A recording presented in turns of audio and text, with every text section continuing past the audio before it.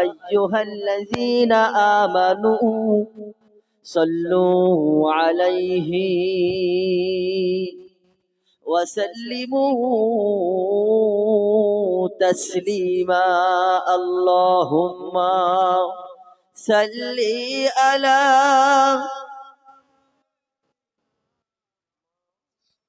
খুব মহব্বতে উচ্চ আওয়াজে নবীর শানে দরুদ।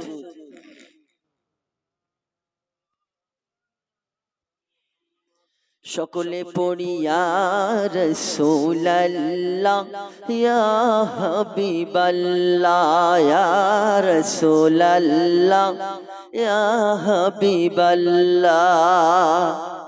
ঘুরিতেছি নবী গো পাগলেরই বেশে, ঘুরিতেছি নবী গো পাগলেরই বেশে।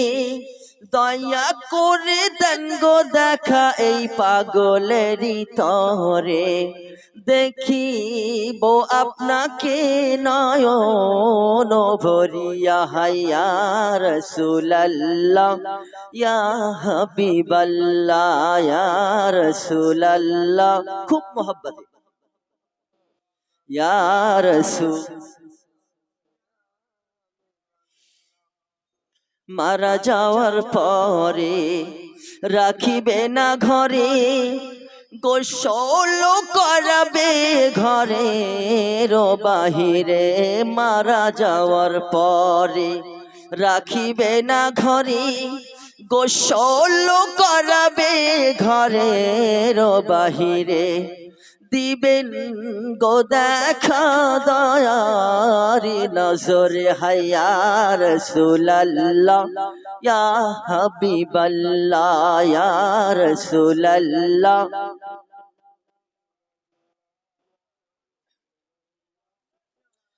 সকলে মন খুলে উচ্চ আওয়াজে রবের শানে জিকির করি। আল্লাহ আল্লাহ আল্লাহু লা ইলাহা ইল্লাহু। আল্লাহ আল্লাহ।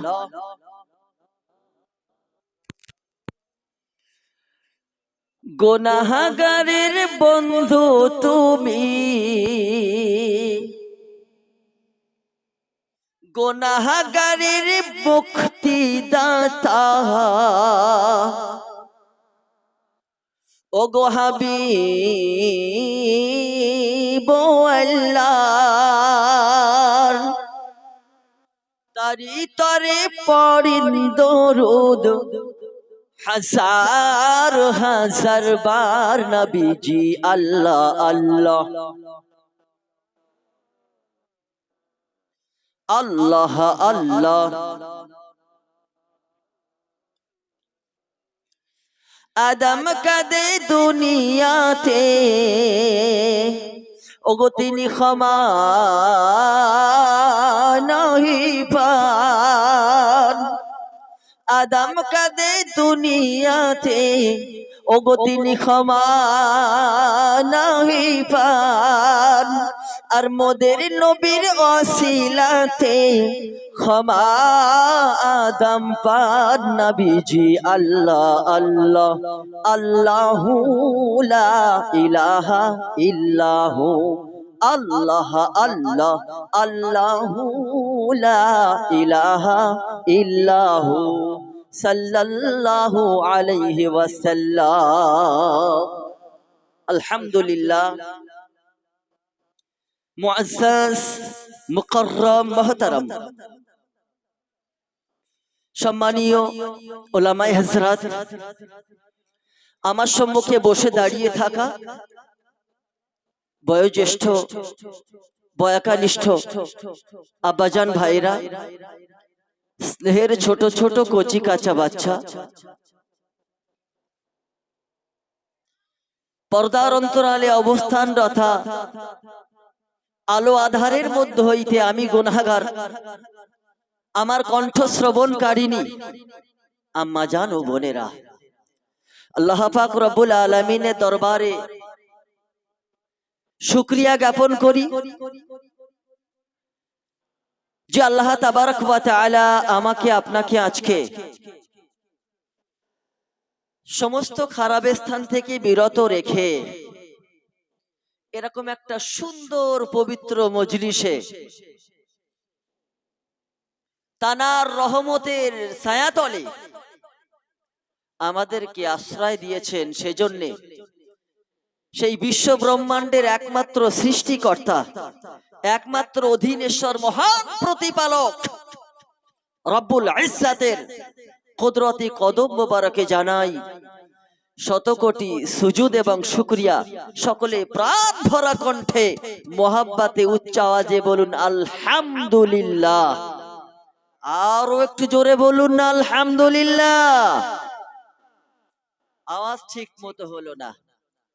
আল্লাহ আমাদেরকে সুস্থ রেখেছেন নাকি ভাই বাবাজি? আমাদেরকে তো আল্লাহ সুস্থ রেখেছেন।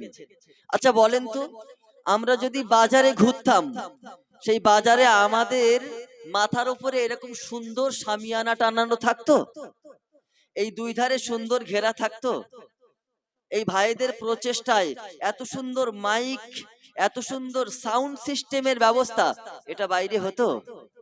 আমাদের কান পর্যন্ত হয়তো আমাদের আওয়াজ পৌঁছাতো না। তাহলে সবকিছু করেছেন কে? একটু জোরে বলেন, একটু জোরে বলেন না ভাই। আল্লাহ। সবকিছু করেছেন যিনি, আমরা শুকরিয়া জ্ঞাপন করব তানার। এত আস্তে কেন?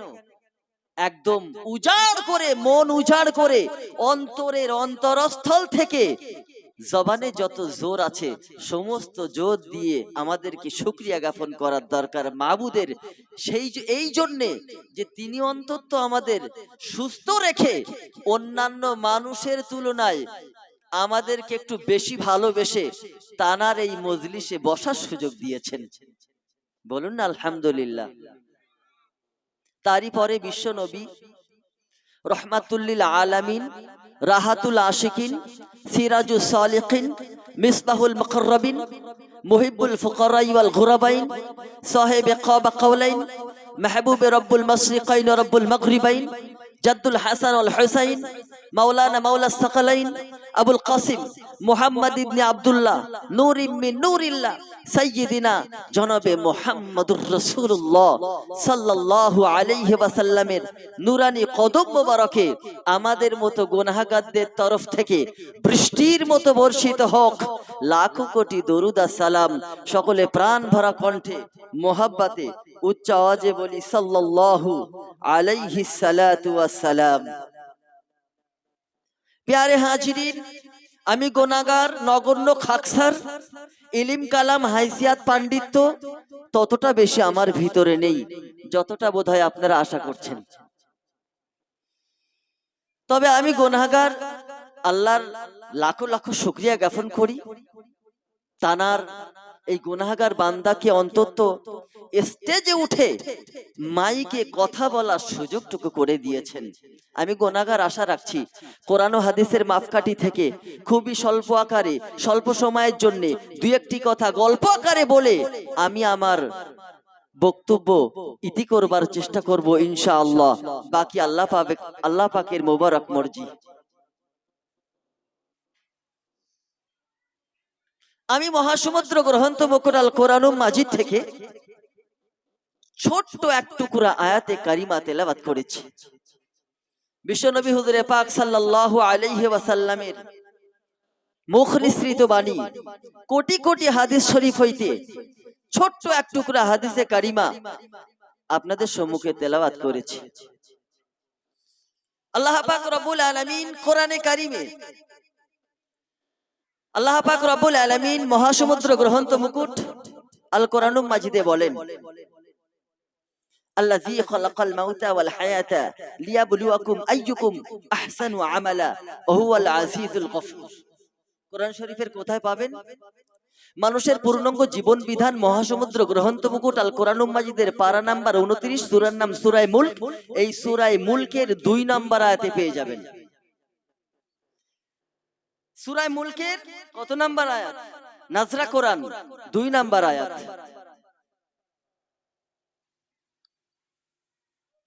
আল্লাহ পাক রব্বুল আলামিন বলেন, আল্লাযী خلق الموت والحياة ليبلوكم أيكم أحسن عملا وهو العزيز الغفور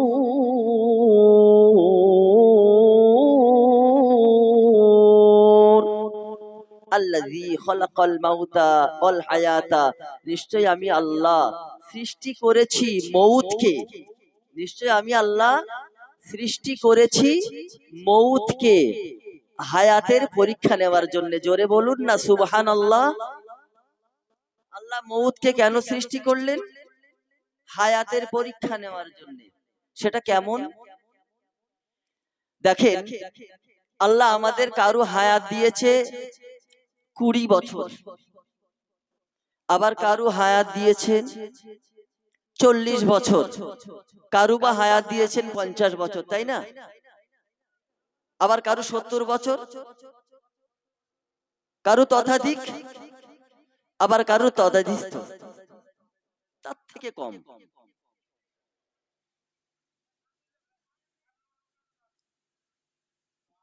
পুরুষ মানুষ সাবালক হয় কত বছরে হাদিস অনুযায়ী 12 বছরে তাহলে 12 বছর থেকে একটা পুরুষের জন্য তার উপরে নামাজ ফরজ হয় ঠিক কিনা আল্লাহ বলেন একটা নারী 9 থেকে 9.5 বছর বয়সে সাবালিকা হয় আর এই সাবালিকা হওয়ার পরে তার প্রতি নামাজ ফরজ হয় সেখান থেকে তার বয়স 30 হলো তার বয়স 40 হলো তার বয়স 50 হলো সে 12 বছর আর 9.5 বছর বয়সকাল থেকে 40 বছর পর্যন্ত আমি আল্লাহ আমাকে কতটা ভালোবেসেছে আমার জন্য আমার ভয়ে কত ওয়াক্ত নামাজ আদায় করেছে এটার পরীক্ষা নেওয়ার জন্য আমি আল্লাহ মওত সৃষ্টি করেছি নাহলে আমি আল্লাহ আমার মওত সৃষ্টি করার কোনো প্রয়োজন ছিল না একেবারে কিয়ামতের দিন সব একসাথে নিতাম সমস্যা হতো না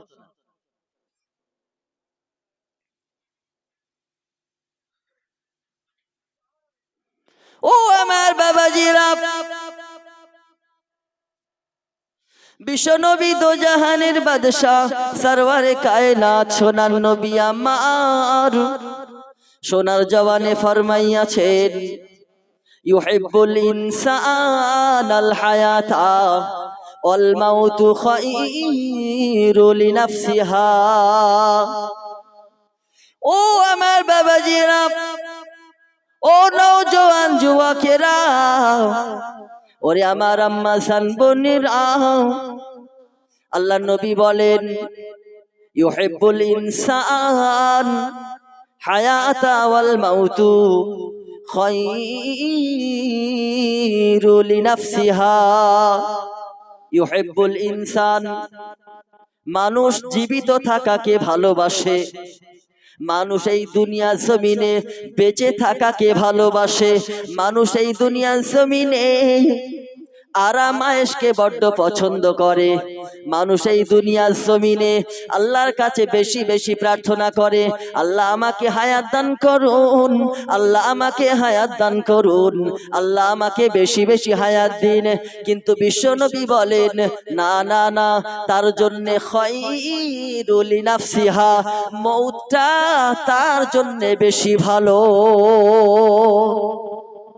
আমরা জীবিত থাকাকে বেশি বা পছন্দ করি তাই না কিন্তু আমার রাসূল বললেন না ওই ব্যক্তির জন্য তাড়াতাড়ি মরে যাওয়াটা অতি উত্তম আচ্ছা আমার রাসূল কি কখনো মিথ্যা কথা বলেছেন আমার রাসূল কখনো মিথ্যা কথা বলেছেন আমার রাসূলের জীবনে কোনো গুনাহ ছিল আমার রাসূল আল্লাহর কাছে দোয়া চেয়েছেন আল্লাহ কবুল করেননি এরকম কোনো নজির আছে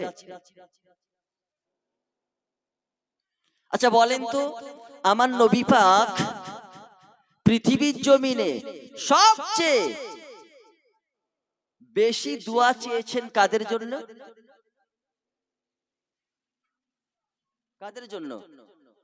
আম্মাজান হযরতে আয়েশা সিদ্দিকা, তার বয়স কম, তিনি নবীকে অত্যন্ত মহব্বত করতেন, অত্যন্ত ভালোবাসতেন। আম্মাজান আয়েশা সিদ্দিকা রাদিয়াল্লাহু তাআলা আনহা, তিনি একদা নবীর পাশে শুয়ে আছেন। হঠাৎ আম্মাজানের ঘুম ভেঙে গেল মধ্যরাত্রে। তো আম্মাজান আয়েশা দেখলেন পাশে নবী নাই। আম্মাজান আয়েশা সিদ্দিকা রাদিয়াল্লাহু তাআলা আনহা, তিনি বেরিয়ে পড়লেন অন্যান্য বুবুদের ঘরে। আমরা সকলেই জানি আমার নবী পাকের বিবাহ হয়েছিল 9টা মতন্তরে 11টা, তাই না? 9টা মতন্তরে কয়টা? 11টা। আমার নবী কি ইচ্ছা করে বিয়ে করেছিলেন? আমার নবীকে আল্লাহ যখন আদেশ করেছেন আমার নবী তখনই বিবাহ করেছেন। দেখেন, ভারতবর্ষ শুধু নয়, তামাম পৃথিবীর জমিনে কিছু কিছু মানুষ রয়েছে যারা আমার নবীর এই বিবাহ সম্পর্কে নাসিকা কুঞ্চিত করে, বিকৃতিমূলক কথা বলে। স্যার উইলিয়ামস দা প্রফেট হযরত মুহাম্মদ সাল্লাল্লাহু আলাইহি ওয়াসাল্লাম বলে একটা কিতাব লিখেছেন। এই কিতাবের মধ্যে লিখেছেন, বিশ্বের মধ্যে উত্তম চরিত্রবান যদি কেউ থেকে থাকে সে হলো মক্কার বাতি, মদিনার জ্যোতি, মা মিনার লাল, আব্দুল্লাহ লখতে জিগার, সাইয়্যিদিনা জনাবে মুহাম্মদুর রাসূলুল্লাহ সাল্লাল্লাহু আলাইহি ওয়াসাল্লাম, যে নবীর পরশ করে বনের পশুরা পর্যন্ত পোষ মেনেছে, যে নবীর কথায় বনের পশুরা পর্যন্ত সিজদা করেছে। জোরে বলুন সুবহানাল্লাহ। আম্মাজান আয়েশা গুটি গুটি পায়ে অন্যান্য বুবুদের ঘরের জানলা দিয়ে উঁকি মেরে মেরে দেখতে লাগলেন যে আমার নবী বোধহয় অন্য স্ত্রীর ঘরে গিয়েছে। কিন্তু আয়েশা আশ্চর্য হলেন, দয়ার নবী, মায়ার নবী, রহমাতুল লিল আলামিন কোন বুবুদের ঘরে নেই, তার কোন স্ত্রীদের ঘরে নেই। তখন হযরতে আয়েশা সিদ্দিকা রাদিয়াল্লাহু তাআলা আনহা বড় চিন্তায় পড়ে গেলেন। তাই তো, আমার নবী অন্যান্য স্ত্রীদের ঘরে, আমার অন্যান্য বুবুদের ঘরে নেই, তাহলে আমার রাসূল কোথায় গেলেন? হযরতে আয়েশা সিদ্দিকা এদিকে ওদিকে ঘোরাফেরি করতে লাগলেন, নবীকে খুঁজতে লাগলেন, কিন্তু আমার নবীকে কোথাও পাচ্ছেন না।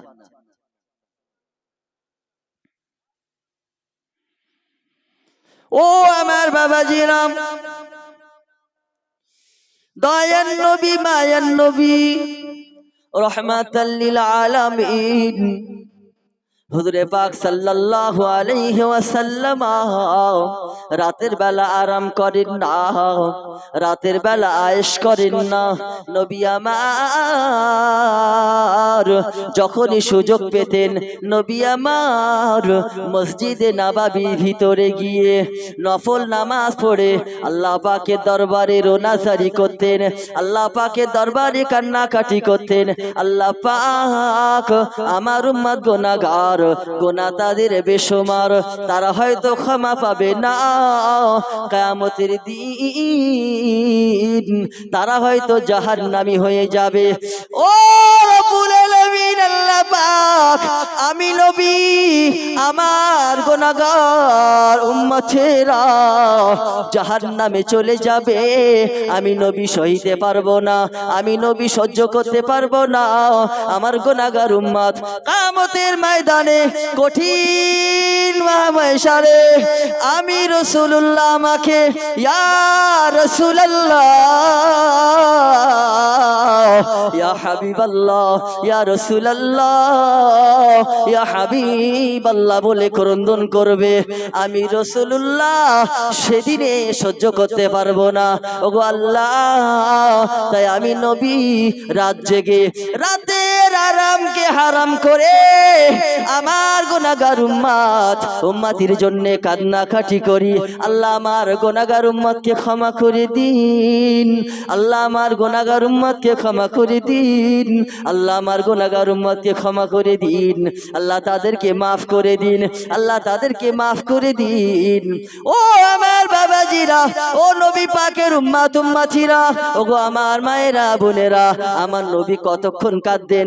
কিতাবে এসেছে ঈশার নামাজ পড়ে সিজদা হালাতে আমার নবী কাঁদতে লাগতেন, আর ফজরের আগ পর্যন্ত আমার নবী কাঁদতেন। আল্লাহ পাক আল্লাহ তাআলা যতক্ষণ না পর্যন্ত আমার নবীকে শোনাতেন, ওগো আমার হাবিব আপনি উঠুন উঠুন, আপনি আপনার মাথা তুলুন, আমি আপনার গুনাহগার উম্মতিকে ক্ষমা করে দিলাম। ততক্ষণ পর্যন্ত আমার দয়ার নবী সিজদা থেকে মাথা তুলতেন না। জোরে বলুন সুবহানাল্লাহ। ও বাজি, আপনাদের মনের মধ্যে একটা প্রশ্ন জাগতে পারে। প্রশ্নটা কি? যে আল্লাহর নবী যখন সিজদায় পড়ে আল্লাহর কাছে কাঁদতেন, আল্লাহ তো সঙ্গে সঙ্গে বলে দিতে পারতেন যে নবী আপনার উম্মতিদেরকে মাফ করে দিন। তাহলে নবীকে আর ফজর পর্যন্ত সিজদায় পড়ে কাঁদতে হতো না, তাই না? বাবাজি, একটা বাদশা দুটো পাখি পুষেছে। একটা পাখির নাম কাক, আর একটা পাখির নাম কোকিল। কোকিল দেখবেন ও কালো হলেও ভোরের বেলা ওর গলার কণ্ঠটা, ওই যে কুহু কুহু রবে আল্লাহকে ডাকেন, ওই কুহু কুহু রবটা শুনতে কিন্তু অতীব মধুর লাগে, তাই না?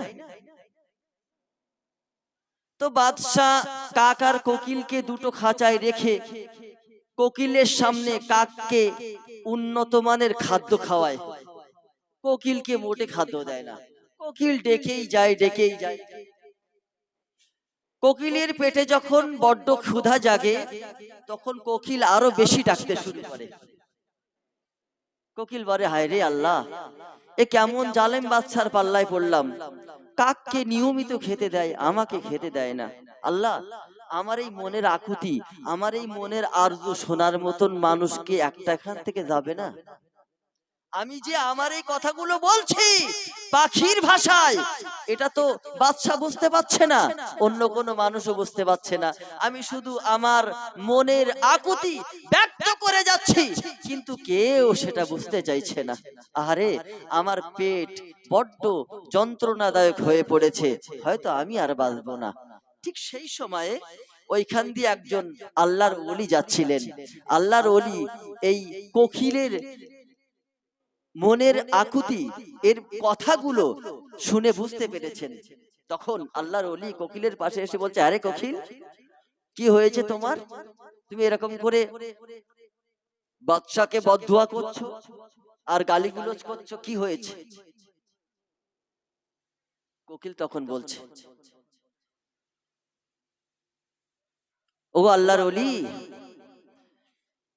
আমার মালিক বাদশাহ আমাকে আর এই কাককে পুষেছে। কাককে যথারীতি নিয়ম মাফিক প্রত্যেক দিন দুবার করে খাদ্য দেয়। আমি কোকিল আমাকে দেয় না, হয় সপ্তাহে একবার দেয়, আনলে দুবার দেয়, আনলে মনে না থাকলে সপ্তাহে হয়তো একবার দেয় না। এই সমস্যায় পড়ে আছি, আমি ক্ষুধার যন্ত্রণা সহ্য করতে পারছি না। ও আমার বাবাজিরাম, ওগো আমার আব্বাজান, শোনাচ্ছেন বাবাজিরা, ওগো আমার মায়েরা বোনেরা বেটিরা, ওগো নওজওয়ান যুবকেরা, কান খুলে শুনুন বাবাজিরা আমার। আল্লাহর ওলি কথাটা শুনে বড় দুঃখ পেলেন। আল্লাহর ওলি থাকতে পারেন না। আল্লাহর ওলি বলেন, এরা পাখি হলো, এরা তো আল্লাহর মখলুকাত। এই আল্লাহর মখলুকাতের সাথে এমনটা করা কখনোই ঠিক না। ওই সময় আল্লাহর ওলি বাদশাহ দরবারে হাজির হয়ে গেলেন। ও বাদশাহ নামদার, ও গো বাদশাহ জাফানা, না না না, আমি আপনার এই বাড়ির সামনে দিয়ে যাচ্ছিলাম, এই পাখিটা আমাকে এমন করে ডাক দিয়েছে, পাখির ডাক আমি বুঝতে বুঝতে পেরেছি পাখি এরকম ভাবে আমাকে বলছে আপনি নাকি দুটো পাখি পুষেছেন, একটা কাক আর একটা কোকিল। কোকিলকে আপনি খেতে দেন না, কাককে আপনি যথা নিয়মে খেতে দেন। কাককে আপনি প্রত্যেক দিন দুবার করে খেতে দেন, কিন্তু কোকিলকে আপনি খেতে দেন না। কোকিল আমার কাছে এই আরজু করেছে যেন তার সাথে সৎ ব্যবহার করা হয়, তার সাথে যেন সৎ মুআমালা করা হয়। ওই সময় বাদশা জাজ্জার করে কেঁদে ফেলেছে। বাদশা চোখ দিয়ে টপ টপ করে পানি গড়িয়ে যায়। বাদশা বলে ওগো আল্লাহর ওলি, আপনি ঠিক বলেছেন, ঠিক বলেছেন। পাখি আমার বিরুদ্ধে যে নালিশ করেছে সেটা একদম বারহক সঠিক নালিশ। আমি কোকিলকে কম খেতে দিই, আমি কোকিলকে সপ্তাহে একবার খেতে দিই, এই জন্য কোকিলকে সপ্তাহে একবার খেতে দিই। কোকিলের পেটে যদি ক্ষুধা থাকে কোকিল বারবার ডাকবে, আর কোকিলের ডাকটা আমি বাদশা আমার বড় ভালো লাগে। কাক কা কা করে ডাকে, কাকের ডাক আমার ভালো লাগে না। আমি যদি কাককেও না খেতে দিই, কাক বারবার বারবার বারবার করে ডাকবে, আমি কাকের ডাকটা কখনোই পছন্দ করি না। এই জন্য কাককে যথা নিয়মে খেতে দিই, আর কোকিলকে একটু কম কম করে খেতে দিই। দুনিয়ায় আল্লাহ যাদেরকে ভালোবাসেন না তাদেরকে প্রচুর পরিমাণে অর্থ দান করেন, আর যাদেরকে ভালোবাসেন, অত্যাধিক ভালোবাসেন, তাদেরকে একটু অর্থ কষ্ট দেন, তাদেরকে একটু অর্থ কষ্ট দেন, তাদেরকে একটু অর্থ কষ্ট দেন। দুনিয়ার জমিনে বিপদে মুসিবতে ফেলে আল্লাহ তাদেরকে পরীক্ষা করেন। আল্লাহ পাক এটা চান যে আমার মোহাব্বতের বান্দারা তারা অর্থ কষ্টে পড়ে আমি আল্লাহ আমার কাছে একটু বেশি বেশি করে চাক, তারা দুনিয়ায় বালা মুসিবতে পড়ে আমি আল্লাহ আমার কাছে একটু বেশি বেশি করে রোনাজারি করুক। আমি আল্লাহ তাদের ডাকটা বড় পছন্দ করি। তারা যখন মসজিদে যে আমি আল্লাহ আমার কাছে দুটো হাত তুলে প্রার্থনা করে, আমি আল্লাহ খুশিতে বাগ বাগ হয়ে যাই। জোরে বলুন সুবহানাল্লাহ। এই জন্যে আল্লাহ পাক বলেছেন, বান্দা তোমরা বেশি বেশি করে আমি আল্লাহ আমার কাছে চাও। ফালইয়াদহাকু কলিলা ওয়া ইয়াবকা কাসীরা, তোমরা বেশি কাঁদো আর কম হাসো। তোমরা বেশি কাঁদো, তোমাদের কান্নার পানিটা আমি আল্লাহ আমার কাছে বড় পছন্দনীয়। ও আমার বাবাজিরা,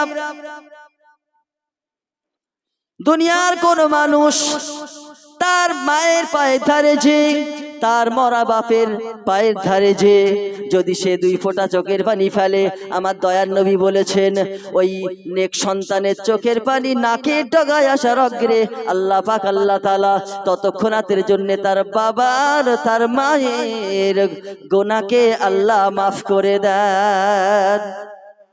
জোরে বলুন না সুবহানাল্লাহ। যাই হোক, জনাব হযরতুল আল্লাহ ফারিকুল ইসলাম সাহেব, জনাব হাফেজ মাওলানা ফারিকুল ইসলাম সাহেব হুজুর, তিনি তাশরীফ এনেছেন। আমরা সকলেই তানার মুখ থেকে কোরআন ও হাদিসের আলোকে গুরুত্বপূর্ণ তথ্য সহ আলোচনা শ্রবণ করব। সকলে মুহাব্বতে দরুদ শরীফ পড়েন। আল্লাহুম্মা সাল্লি আলা